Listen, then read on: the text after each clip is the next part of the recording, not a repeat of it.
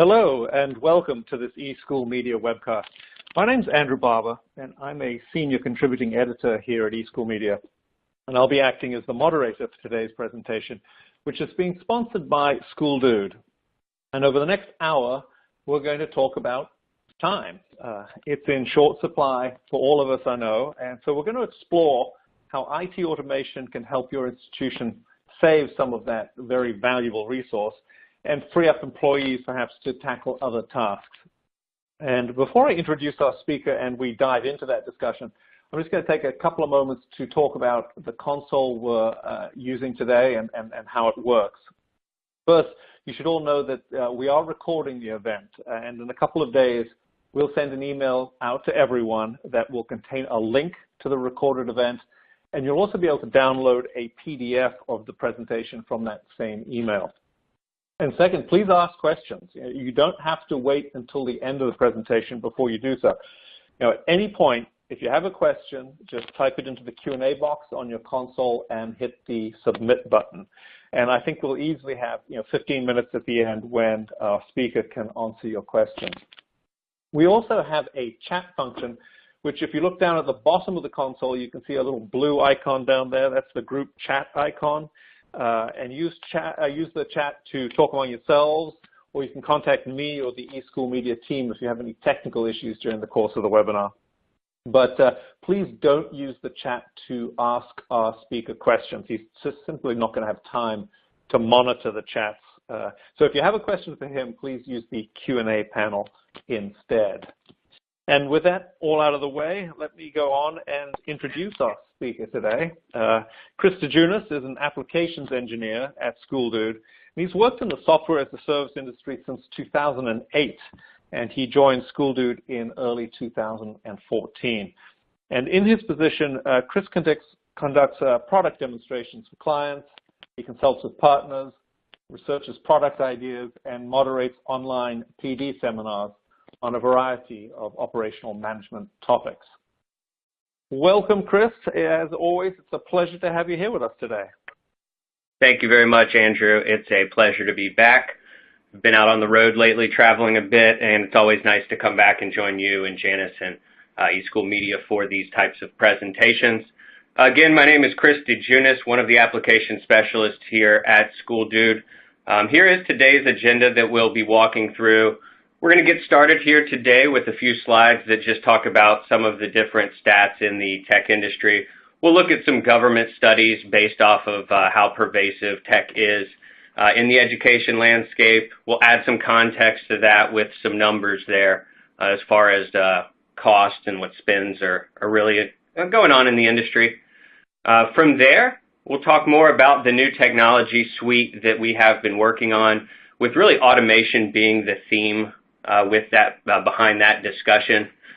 I've got a few slides that I'll share that talk about the trends that we are seeing.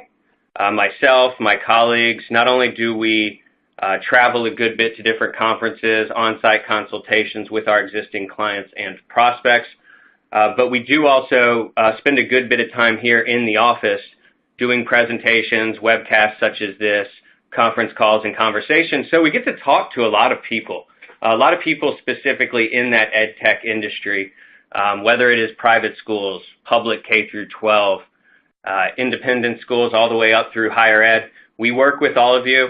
In fact, I was actually just looking through the attendees list as many of you were joining here today, and noticed a lot of names, a lot of schools and a lot of individual names of people that we work with already, people we may be in communication with. So it's great to see you joining us. Hopefully you'll get something out of this here today.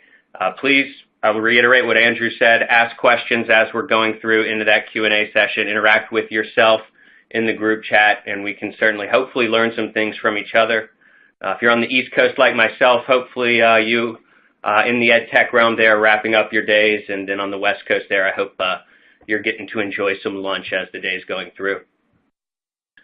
So to get us started here, let's go ahead and talk about the current technology landscape. These are some numbers that we've pulled from a biennial government report that they put out about technology in education and some of the trends that they see from a higher level and what they can expect to be occurring over the next few years. So I'm going to go through some slides with some numbers. If you're having trouble viewing those slides, again, use the chat functionality to let Andrew know. He'll get in touch with me. If I get too excited and I start talking too quickly, another good excuse to let us know there so we can slow things down. After we get through these slides, I'm going to go ahead and share out my screen with you and walk you through the new platform. We'll talk about the new help desk that we've been working on that integrates with our inventory tools and mobile device management. All right, so to get us started here, as far as the current landscape is concerned, let's start small, right? Let's start in the classroom, as many of you obviously are very in tune with through the nature of the role.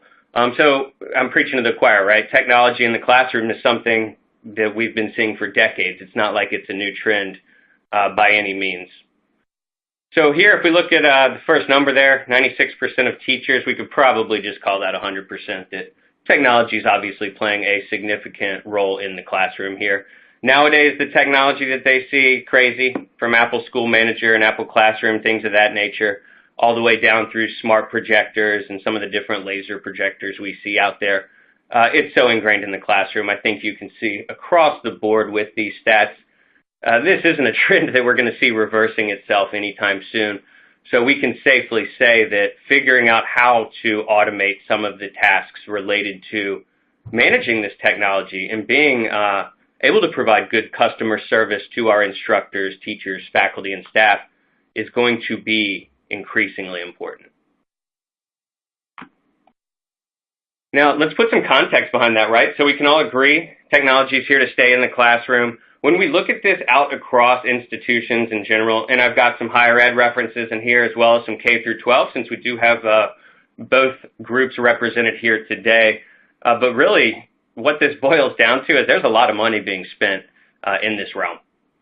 Just higher ed, they've kind of been at this a little longer. They adopted this sort of movement into this technology shift earlier on. You know, almost $7 billion. And this is from a few years back. As this new survey and study gets released this year, I think you can see significant increases in these numbers. As we look down through K through 12, you know, they're catching up. And when these new numbers come out with the increase of Chromebooks and how much we're seeing those move across the market, especially K through 12, you're going to see this number just continue to climb. And laptops alone, I find this one interesting there, the third one. Almost $4 billion simply on laptops. Obviously, that line's becoming blurred now as well. What's really a laptop? What's a mobile device? Where does a Chromebook even fall into the equation? So we're going to see these numbers increase, some of it because of the new technology coming in, but also because now you're seeing a lot of these different types of form factors and different types of operating systems merge. You know, Windows is a great example. Who would have thought we'd be talking about Windows and some of the new Windows 10s and different form factors that they're rolling out into the market? But here we are. Another interesting one there, the smallest number we see, but it represents a very interesting segment of the market, tablets and mobile. Kind of an interesting position there. We see a lot of use of tablets with the younger grades. Obviously, starting them off with the touch-based approach makes a lot of sense, get them used to the devices in the digital learning environment.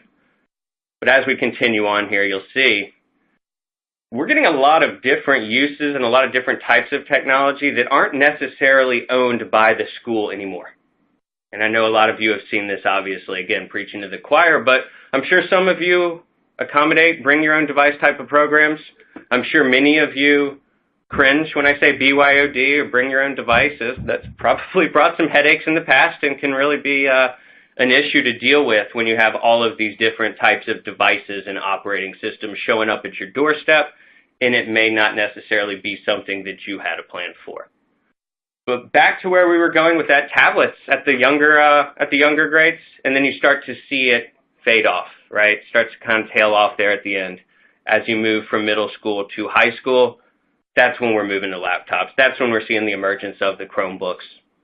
As many of you can guess, having the ability to type on that physical keyboard, that's when you start using things like some of the other G Suite tools out there, definitely Microsoft Office and different word processing, Excel, that sort of thing. So not crazy. This is probably something we will continue to see with iPads Android tablets emerging at a lower price point in those younger grades, definitely a theme.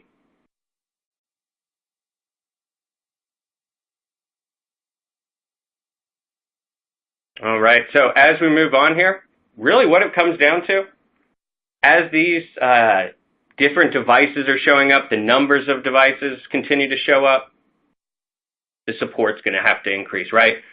That customer support numbers becoming more and more important. People have issues with not only district-owned technology, but the technology that they're bringing in from home or that they were sent in with. Now all of a sudden you're the support for that device as well, not only the district-owned devices. So laptops, desktops, workstations in every classroom are going to continue to drive the need for that customer service. Pretty much dedicated departments now, not just technology anymore, right? We have to have dedicated departments for hardware purchases. Maybe a different department specifically for networking needs. The spread and the pervasiveness of wide area networks and centralized data center, that's brought a whole new set of skills needed to really manage even a small IT department efficiently and make the most use of the resources that you have. So all different types of support. Sometimes we run into people that ask us, how do I quantify, right? How do I figure out what types of problems my customers are having so I know who I can be out there looking for to hire? The skill set we need nowadays is a lot different than the skill set we needed 10, 15, 20 years ago when the main thing we were looking for was a print tech wizard who could really handle your printers, right? Things have changed a bit. All right, so what's this mean for IT and education? Again, most of you know, you don't have staffing to match the needs that are being placed on you, right? All sorts of demands, all sorts of requests for not only new technology, but the software itself, especially helping out with some of the different learning software that we have out there, some of the different approaches that we have out there. So not surprising, almost all of you feel that your staffing needs are not being met. We also see a lot of you spending time on reactive work instead of proactive. And, I will just tell you, quite frankly, this is something we see across all of education. It's not just in the technology side of things. Maintenance and facilities, grounds, often falling behind. You end up doing that emergency reactive work instead of it being able to be proactive for these types of things. And then down there at the bottom, we have it listed as 25% have received a budget increase to cover these additional resources. I think we could probably look at it from the other side of the coin. 75% of you have not received additional resources to cover these needs and these additional demands and expectations that are really being placed on your plate. So how do we manage this? Right? These are three key concerns that we see over and over again, day in, day out. So it was really something that weighed on our minds when we were building the new IT platform. How do we take a group of people who are not getting the resources that they need to do the work that they're being asked to do and make them more efficient? So we're going to talk over the next few minutes here about some of those trends that we saw related to efficiency and automation, where we decided that we could make improvements with our existing platform, and then obviously add in features and functionality that people like yourself have been asking us for a long time now.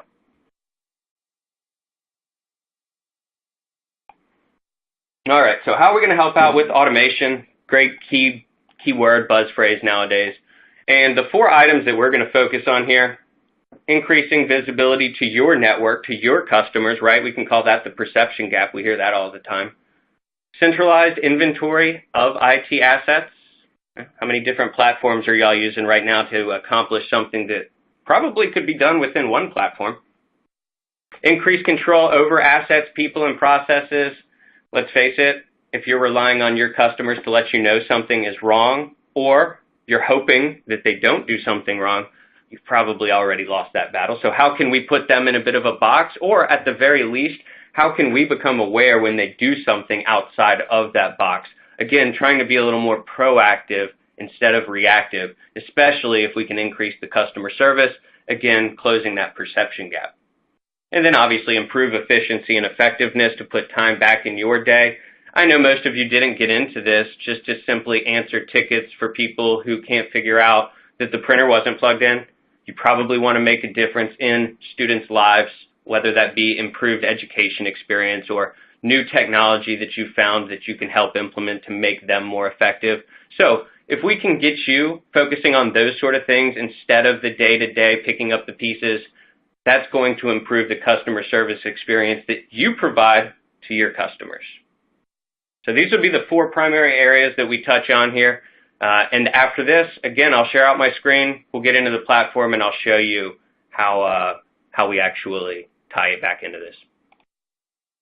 So first up here, on the increased visibility to your network side of things, we preach about this all of the time, that perception gap. We can do so many things behind the scenes, especially on the tech side, right? I can do an entire day's worth of work through the technology of webcasts and conference calls without ever having to leave my office. Some people may wonder what I'm doing all day. You get the same thing. If I can re-image a machine, if I can check on software signatures, licenses, warranties, if I can do all of that from my office and people don't see me in the hallways, there's a chance you start seeing that perception gap increasing. And the smallest changes here can really make a substantial difference to your customers. I didn't even realize how big of a difference just something simple like communication back to an end user can be. Right? So not only devices that are on the network and not only being able to check on the status of a device or see what's installed on a machine remotely, but I'm talking about something also as simple as an automated email, letting somebody know about a status change, letting them know that a note's been added. One of my coworkers here at School Dude actually was in the airport a few months ago and had somebody approach him and just said, "Thank you." Well, he was taken aback, right? He had no idea. "Hey, how are you? Nice to speak with you. What are you thanking me for?" Well, my coworker had his School Dude shirt on and had the logo there. So with that logo, the person recognized it, came over and said, "I just want to thank you for the emails that you send to give us updates on where our work is." Now, funny story is he thought my coworker was actually the guy sending the emails. He didn't realize how big of a company we are. But it just goes to show you that even something as simple as sending somebody a status change email to let them know that you're taking care of their problem can make all of the difference in their day-to-day. All right, so increased visibility, not just in those auto response notifications, but as we get more in depth into the managing of our assets, inventory, that sort of thing, obviously increased visibility into that is going to help. Next up here, let's talk about centralized inventory of assets, because this is something that blows my mind. When I talk to people on webcast or when I'm on site looking at the different tools that you are using, I can't believe how many different tools that y'all use to accomplish many of the same things. And a lot of times it's just because of resources, right? You may be using some freeware because you couldn't afford a suite of something else. So now you're using something like OS Ticket in combination with Google Sheets. You might have SCCM because you got it for free, that sort of thing. So centralizing the inventory, being able to have what I like to call an inventory hub, and even if that's not what you're managing all of these devices from, even if it's just a way for you to view what's out there, it's obviously going to make you more effective. As much as everybody loves importing and exporting and reconciling reports from different platforms, the more inventory that you can have in that one hub is going to make it easier not only for yourself to manage, but also to get other departments involved, whether it be somebody in the business office who needs help with an audit. We all know those are coming up. We have those audits a few times a year. Or if it's somebody in the maintenance department who needs help tracking some of their inventory, having a platform that can not only help discover what's connected to the network, but also giving you the flexibility to import items in to help track non-discoverables and then give that department access to it. Again, we're talking about increasing customer service and visibility. This ties back to all of that. Another interesting trend as it relates to inventory, we don't always see a centralized approach. And this is true on both larger and smaller districts as well as higher ed that we see. Sometimes you allow individual sites or buildings to control their own inventory. And that can be great. There's a lot of good use cases and business cases for that type of approach.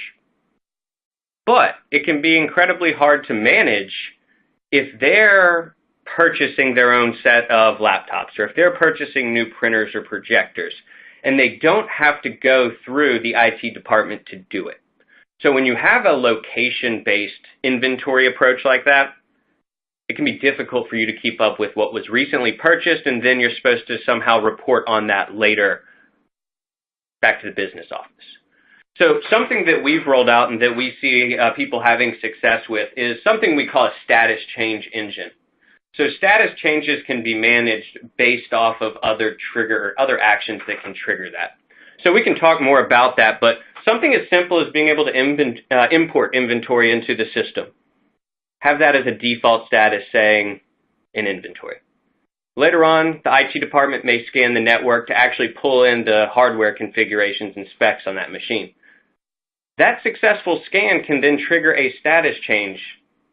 So now you know, all right, this is actually deployed. It's not just in inventory. It's not something that that site bought and is sitting in a closet somewhere.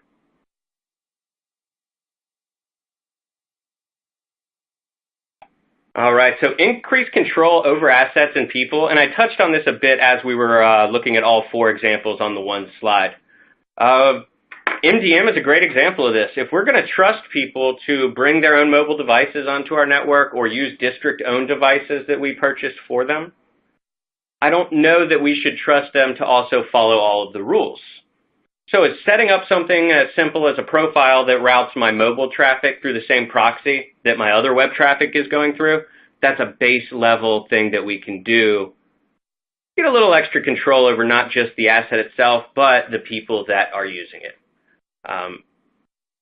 Even if you're not going to have something where you're pushing profiles out to a device and able to limit the behavior of the device or the person using the device, setting up notifications so that you know if somebody's up to something they shouldn't be. I know most of us have our machines locked down. People shouldn't be able to install software. People have a way of finding out admin passwords.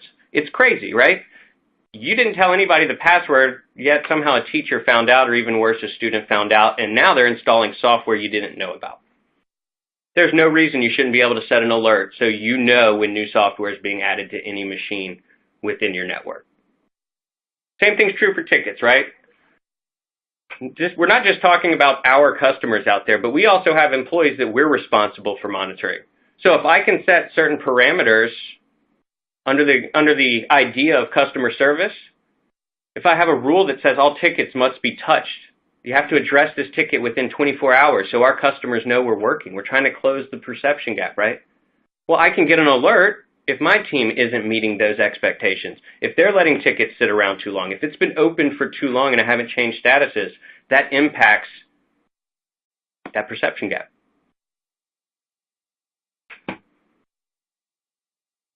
All right, and back to the efficiency. I mean, this is really the theme of everything that we're talking about here, improving the efficiency and effectiveness.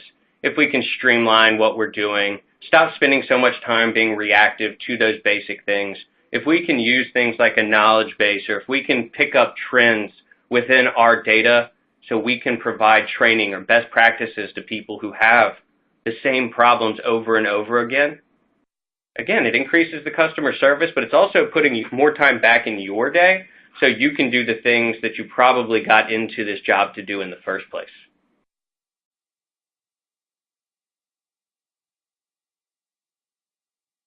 All right, so next up here, I'm going to go ahead and share out my screen with you. We're going to walk through our new technology suite, and there are really 3 distinct portions of the new technology suite that I'm going to be walking you through.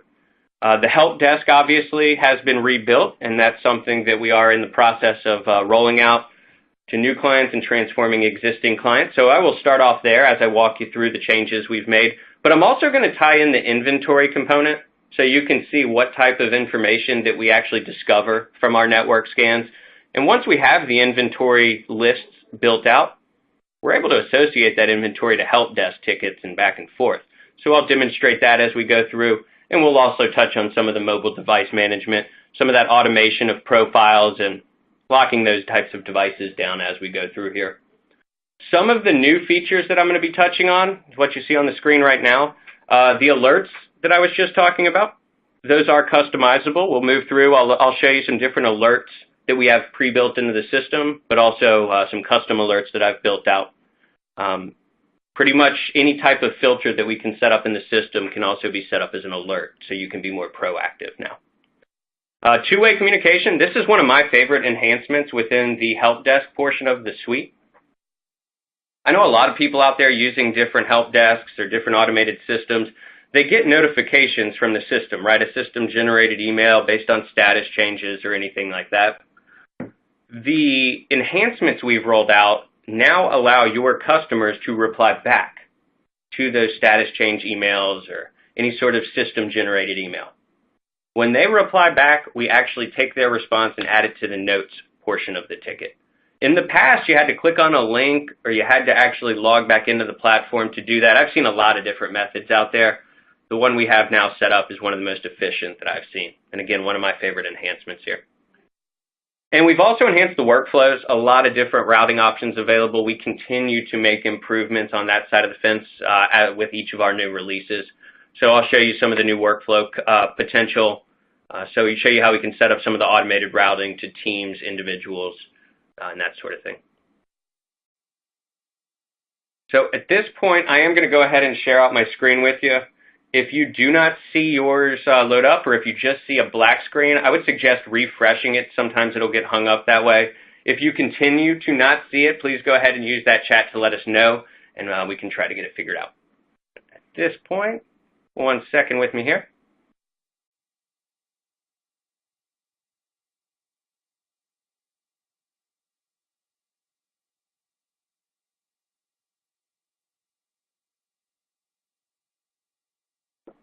It is working, Chris. Perfect. All right. So at this point, we should be looking at a new ticket tab in the upper left corner of your screen there. This is actually the new request page that we're rolling out for our help desk. I know some of you have had a chance to see the platform as it relates to just the inventory component or just the admin dashboards that we had previously built. So if this is your first chance to see the new requester page, I'll go ahead and point out some of the big changes that we've made. Obviously, there's no more pre-built icons in the system here. You now have the ability to customize this drop-down menu with whatever work types, problem types, projects, or even other departments that you may want to route tickets to. We still route based off of work type, location, or building. So you can really get pretty granular now with the routing options, seeing as the work type is customizable. I've gone ahead and selected a location in my building, but you'll also notice that we now have an on behalf of field as well. This is great. If you have that physical help desk that people bring their problems to, if you have administrators on each site that submit requests, or even assistants and secretaries who may submit a lot of requests for other administrators, this will allow you to bring that other end user into the communication loop. So if I'm submitting a request on behalf of Rick, Rick will also receive the email notifications that the system generates. We're trying to keep everybody in that conversation loop, and this is definitely something that our clients had been asking for. I'll go ahead and put in a room number, and this is the first reference that you'll see to the inventory asset. Now, I've already scanned the network. I've built out my inventory list. I've assigned my locations. I've assigned the different laptops and workstations to the users that I've given them to.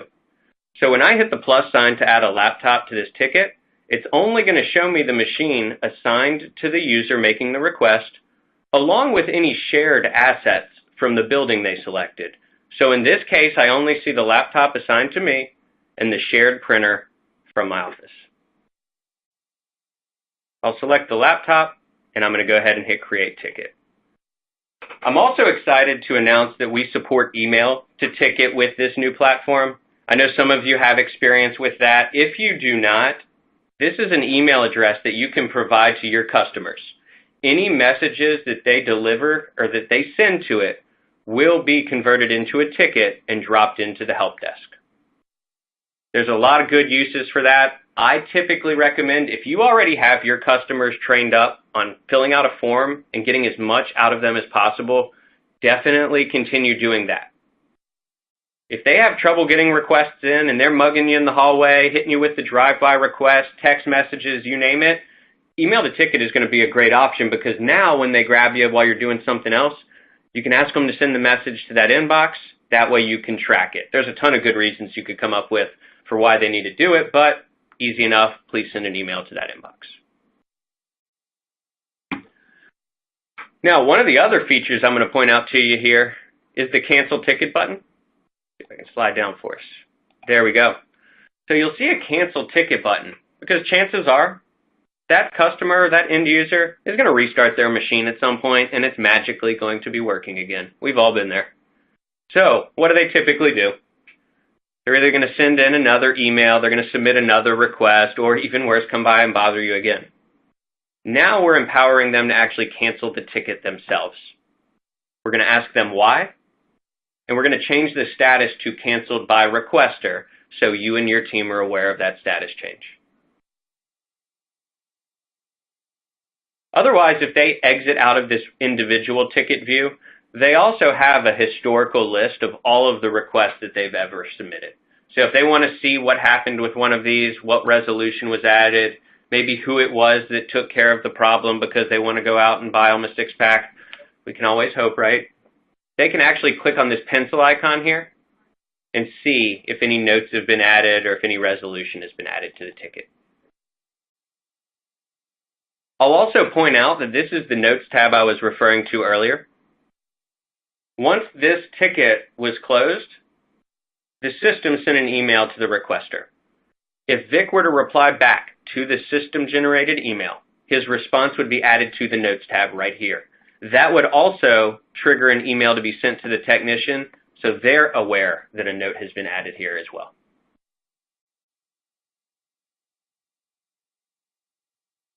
All right, so next up I'm going to move into the admin dashboard view. We're going to pull in a little more inventory information, and we're also going to start touching on the mobile device management side of things along with our technician list views.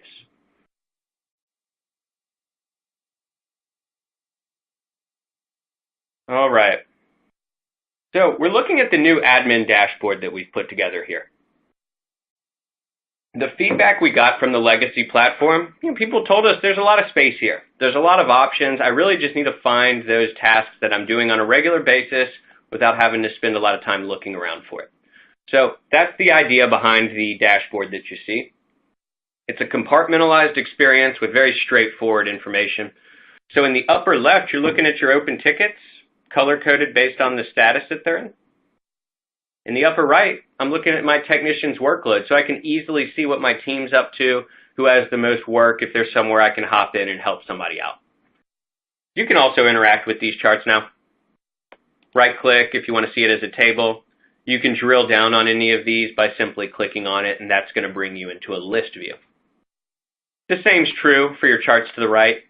Josh is actually out today, so these new requests aren't going to get done. Just click on his chart here, and that's going to bring me into that list view of work, which I can also edit in line now if I need to. Another area that we got a lot of feedback from the legacy platform was how easy or how difficult it could be to find an option from the drop-downs if you had a lot of different options built in there. Technicians are a great example. If you're trying to reassign something and you have 20 technicians, it can be a pain. So here you just start typing. Anywhere you see our new drop-down menus, you start typing, we populate it in there. Again, back to the efficiency. It's like digital currency nowadays can be measured in clicks, right? So anything we could do to try to save you on the number of clicks, we try to do it. Back on the dashboard here, you're going to see in the lower left individual ticket information with the lower right showing you the general queue as things are coming in. That ticket request we just submitted is going to be right here at the top. That pencil icon allows me into the back end of the ticket. Now you'll see that this ticket's been routed to an individual, in this case Justin. This new platform allows you to route tickets to an individual as well as a queue. This was another area of feedback that we took because, especially on the IT side of things, your teams are pretty self-sufficient, right? They can see the work they need to do and take care of it from where they're at.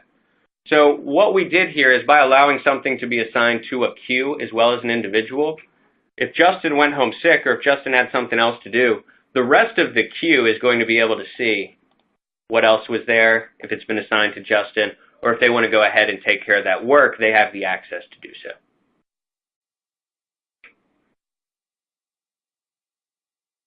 We do route tickets to individuals or to teams, so you can set the work queues up based off of the location. That's a common one we see, obviously location-based queues, but also specialties. So certain work types that are selected can be routed to certain teams. Network connectivity is a great example for something like that. If you have a network team or a network specialist, there's no sense in you having to route any network tickets to them manually if they're all going to go there anyway. Same's true for student technician teams. We see those a good bit now. If they're helping out a few periods during the day or a couple periods during the week, we don't charge you per user, so you can have as many student technicians organized into as many different teams as you want to. Route those basic entry-level tickets to your student techs. You can also monitor the work they're doing because they're only going to see what's assigned to them. And with our new filters, you're going to be able to pick up on the trends or anything that they're struggling with, maybe offer some assistance. And then as we move down the page here, you're going to see some more customizable info. Budget, purpose, and project codes are actually fields that we've seen our clients have a lot of success with previously, so we carried them over into the new platform. And you can filter your list views based off of really any of the codes or the fields that you see on this page. We also now give you the ability to hide these fields or any of these information that you're not using. And here's our inventory asset again. Now we're able to actually pull details about this laptop right here into the help desk. And we're doing this by leveraging the technology from Insight. That's the portion that's going to scan the network and discover your inventory for you. So I can actually click on this plus sign here. I'm going to go ahead and copy the name of my machine. And I'm going to hit on-demand scan. All right. Paste that in there. And it takes about 20 seconds to scan this machine. In the past, you might have had to go out to see what software was on somebody's machine, to see how much available memory that they had in there, see what sort of physical problem they had going on with the machine, whereas now, 20 seconds of scanning it over the network, and I now have access to all of this information that was discovered about it. And let's get back to that automation discussion that we were talking about earlier on, really the theme of this. All of the fields that you see on this page layout here can have triggered alerts set. So if you want to seriously be more proactive about certain things, here's your opportunity. So let's walk through some of these fields that we're capturing, and I'll point out how we can alert based off of these and some of the examples we've seen our clients already doing. Location and building information is simply coming off the IP address. That's pretty straightforward there. And we're also pulling in your Active Directory or Google users through LDAP probes. So you can actually see who you've assigned these machines out to. You can assign statuses to these machines. They're also customizable. So if you have check-in, check-out, or if you're issuing something out as a loader, maybe you want to set an alert to remind yourself when it should be checked back in or when you need to go out and get that returned from that user. Good example of some of the alerts there. As we move down into the hardware details, you would expect a discovery tool to pull things like manufacturer, model, serial. But here's another good one, disk space. This is a core customer service field to track right here. Because let's face it, if our faculty and staff are having low resources, they're going to have performance issues. And they're probably not going to hesitate to come bother you and let you know that their machine is running slow. So if I can get a list of machines after I perform a network scan that have less than a gigabyte of space available, I already know that they're having performance issues and I can reach out to them to bring that machine in. You want to talk about closing the perception gap? You just reached out to them knowing they were having a problem before they even complained to you.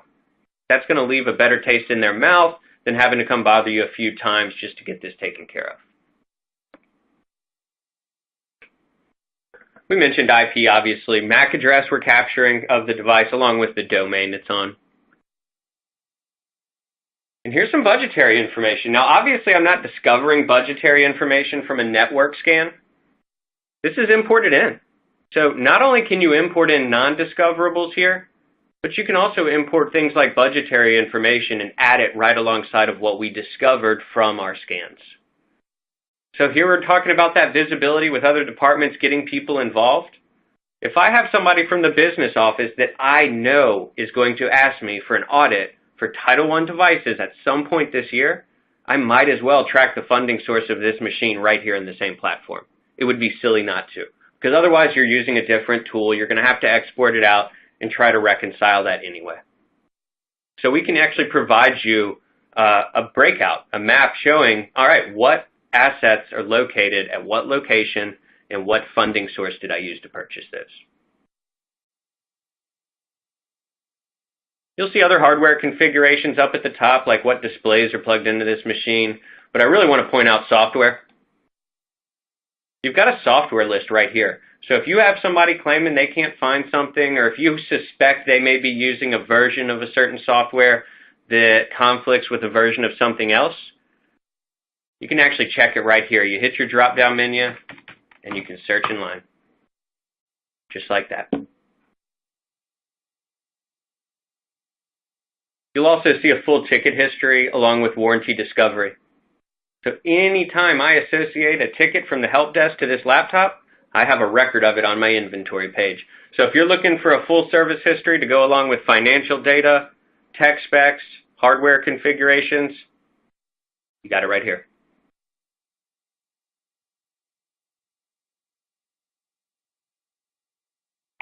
Now, as far as that communication piece is concerned, I talked about some of the enhancements that we rolled out to our notifications that the system generates. You'll also notice that we made some changes to our Notes tab here. And we understand not all notes are created equal. Sometimes you want to leave a note and provide a resolution back to the end user, letting them know what the problem was and that you fixed it. That may not always be the case, right? Sometimes we need to leave a note for our team, letting them know to watch out for the next time this person submits a request because they have the same user error over and over and over again. Right? I mean, it makes sense. So in this case, if I want to leave a note,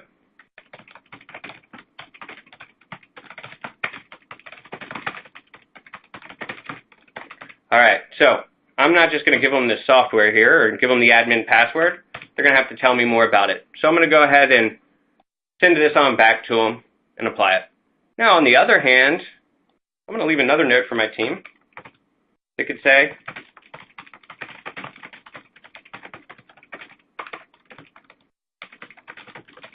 all right, in that case, we're not going to give that to Vic because he has a tendency to click on links that are going to lead us to bad places. So I'm not going to mark that one public, but I'm still going to apply it to the ticket. So we've provided great customer service. We've sent a note back to them requesting more information. All they have to do is reply to the email they received. But here on the back end, since we have access to the full ticket, my team and I see both of the notes. The ticket itself actually contains the resolution. But when we go back to the requester's point of view, guess what? They're not going to see that second note. They're only going to see the one resolution, which is also the note they see up top.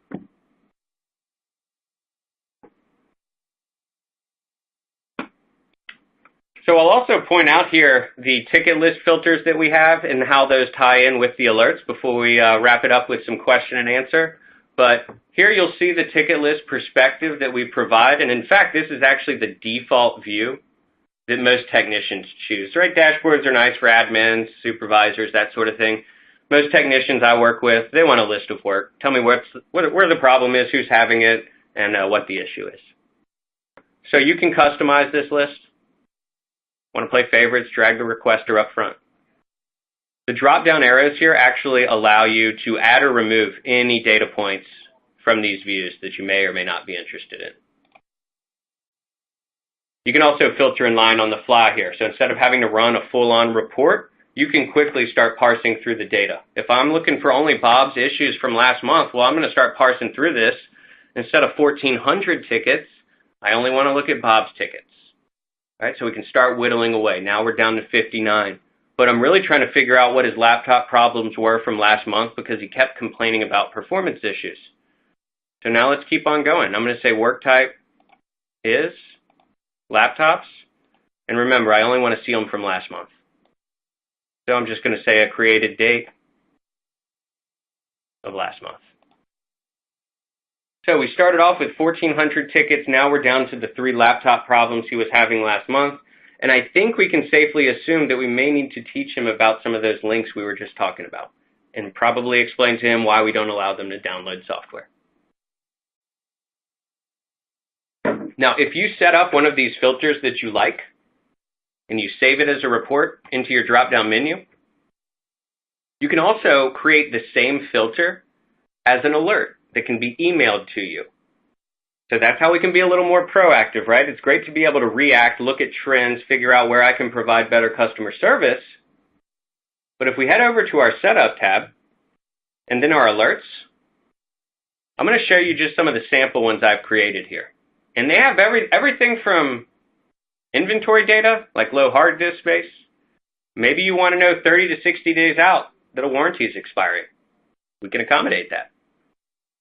We talked about locking down software. If you've got it locked down or people shouldn't be installing things, you probably want to get an alert when they've figured out how to do that.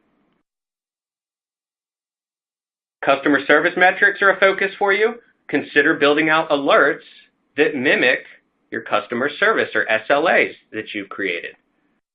Here's a good example. If a ticket was created 24 hours ago but still has a status of new request, I need to know about that. We need to be changing the status within a 24-hour period.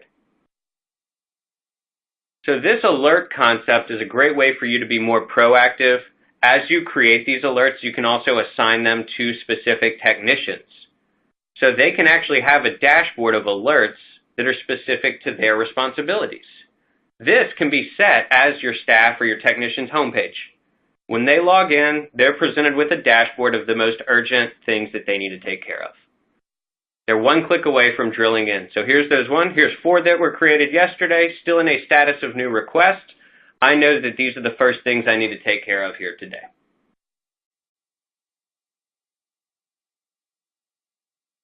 And like I mentioned, if you wanted to build these, it's the same way that you would set up your filters. So as you build those filters you like, it's the exact same mechanism for building out your alerts.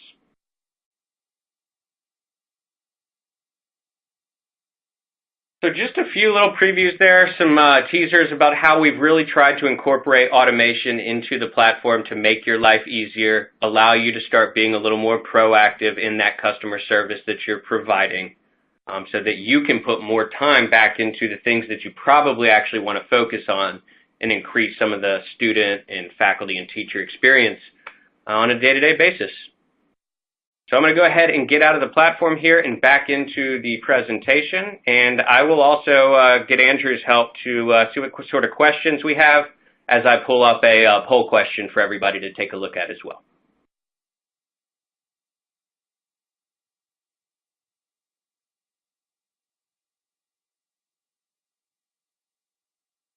All right, and if you're not seeing the poll question up, go ahead and refresh your screen and that should do it for you. But we now have that up there, and we'll go ahead and see what we have in the Q&A. Yeah, well, Chris, while I answer your poll, maybe we could start looking at some of the questions coming in. We've got about 10 minutes left, and thank you for that, the walkthrough of the screen share you did. It really does look as if you guys have done some significant upgrades along the way. It looked terrific. But while people are answering these questions, I think you also have a second poll question, don't you, that you're going to be asking? Yep, we can go ahead and get the second one up there now. And is that up now? Yep, there we go. Now. So while people are taking a few seconds to answer that, why don't we kick into the questions coming in?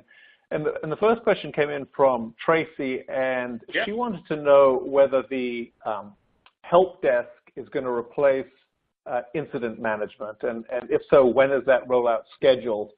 And that she also asked if they have maintenance direct, is it all in one under help desk? Great question, Tracy. And what we're going to do is get you some additional information related to that. And yes, this is going to be the replacement for Incident. We are finalizing what we call our transformation plan to figure out when we're going to get everybody moved over to the new platform. So we'll be reaching out to our existing clients with those timelines. We've had a lot of people also taking this opportunity now that they've seen the new help desk and where things are going. They're taking this opportunity to now fully evaluate the inventory piece because it makes a lot more sense, as you can see now that it's on the one platform, as opposed to them being on different platforms. Great question. Thank you. Oh, and as it relates to the maintenance direct piece, no, it's not all going to be under one help desk. You'll still have the separate maintenance module. And thank you for asking that. Okay. All right, and we'll move on to a question that came in from Jeremy, who wanted to know whether you have or are planning to have a remote connection controllability. Yeah, again, another great question. Once you see a platform like this, it kind of naturally leads to that being a question. So I'll give you a little extra context here. To do a lot of the remote type of either remote abilities or pushing patches and updates, that sort of thing, a lot of that is going to require an agent to be on board of the machine. In our technology solution right now, we intentionally did not want to put forth an agent-based approach to start off with.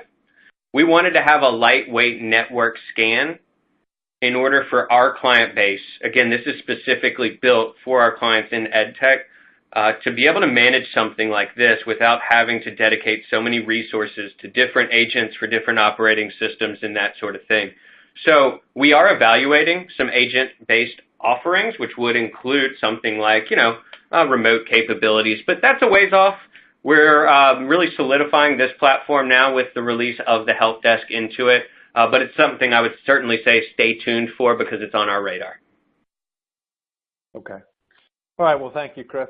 I was looking like you I was looking at some of the who the attendees were in today's webinar, and they really came from across the spectrum, both college and K-12, and also from very small schools to large ones.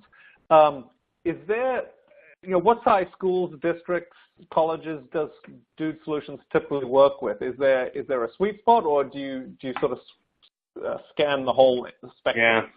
You hit the nail on the head. It really is any and everyone. We've been in this market for over 15 years before anybody was talking about cloud-based anything, right? It was called on-demand back then. So we work with schools that have as few as 30 students, and we work with higher ed, public and private schools that have significantly more people than that. So, if you're in that education space, we work with you. Okay. And just following on from that, based on what kind of school size you might be, how does Dude Solutions support schools of different sizes? How's the support team structured? And can you explain maybe how a school would receive support as a customer, regardless of their size? Yeah, I think that's one of the best questions and one of the best differentiators that you're going to experience when you come on board and work with somebody like Dude Solutions. Like I mentioned before, we've been doing this for 15 years, and I don't say that to give myself a pat on the back. I say that because we've literally implemented thousands of schools, thousands of districts, higher ed, private schools. You're going to be paired up with our implementation team, and it's very much like a project management experience at that point. There's going to be a shared document between you. You're going to have certain responsibilities that you are going to need to keep up with. We will have certain responsibilities that we will need to keep up with. That document can be viewed remotely, so you'll know when it's time for you to do something, and we'll know when you've completed something and it's time to initiate the next step in your implementation. And that's just the implementation process. When you're done with that, you segue to our support team, who's available 8 a.m. to 6 p.m. Eastern. There's also online chat, email support, video libraries. All of our help documentation is actually coded into the technology suite that you saw here today, so you actually don't even navigate away from the platform. Anything that you need could be right there, and if you can't figure it out, you have a support team dedicated to you and the technology suite or whatever other suite of ours, simply a phone call away. Okay, all right. Now, Tracy, in one of the first questions we looked at, made reference to the Technology Essentials. How do the products within the Technology Essentials suite work together? Yeah, and they are fully integrated in. As you saw today with the help desk, along with primarily Insight and the inventory information there, it is seamless. If you're using all three components, the line in the sand is really erased. If I'm looking at my inventory screens in Insight, I can right-click on a mobile device, push an app to it, lock it down, change the password. I don't technically have to go to the MDM portion of the platform to do that. Just like you saw here earlier, when I'm in the help desk, I can scan one individual machine and get up-to-date software and hardware information about it. So what we've really tried to do is unify the platform in a way so you're not jumping back and forth and having to try to figure out, okay, I need to do this here, but this there. So really tight integration.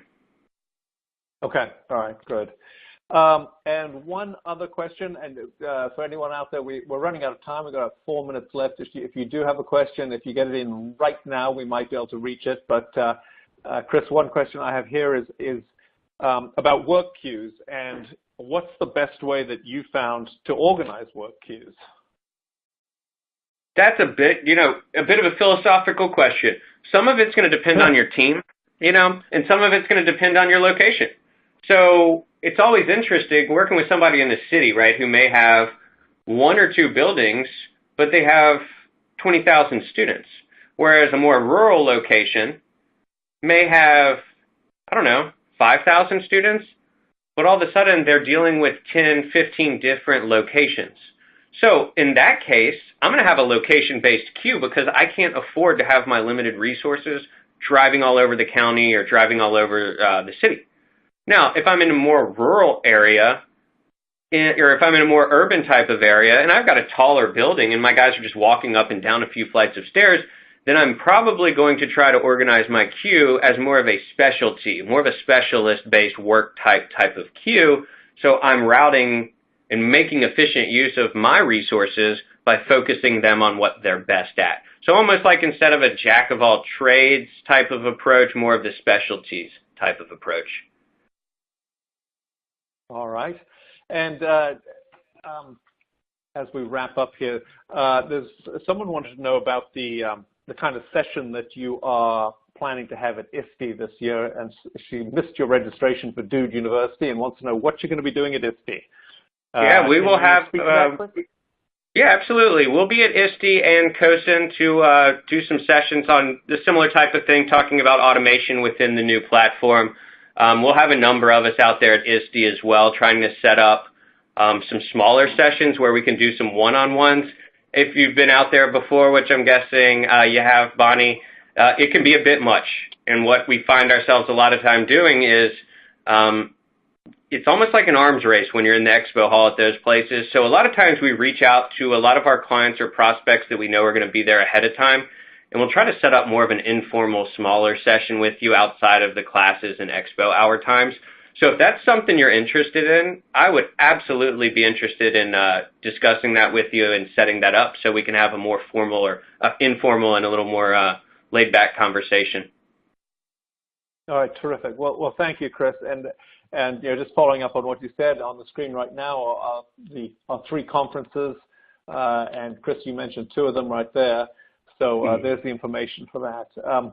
I think we've got only 1 minute left, so I think we're going to close the questions at this point. If you did ask a question that we didn't get a chance to get to, someone from the School Dude team will follow up with you directly and get you an answer. So that is it. That's all the time we have left today. I really want to thank Chris DeJunis again.